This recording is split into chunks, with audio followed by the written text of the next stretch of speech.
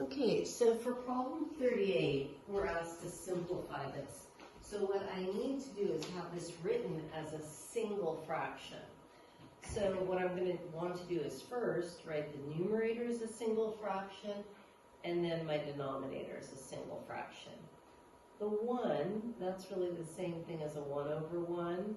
So if I want a common denominator, that would be x. So if I rewrite my numerator as x over x plus 1 over x, and similarly with my denominator, this 1, that's the same thing as a 1 over 1. So to have a common denominator, I would write that as x over x minus 1 over x. So then my numerator is going to be x plus 1 over x. The fraction in my denominator is x minus 1 over x.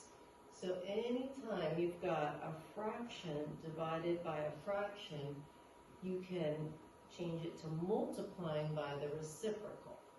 So I'm going to have x plus 1 over x multiplied by x over x minus 1. This lets me cancel out the x's. So I'm left with x plus 1 over x minus 1. I'm sorry about that, the quality of the light there. It's a little easier to see that process. Okay, so I'm going to write my numerator as a single fraction. I'm going to write my denominator as a single fraction.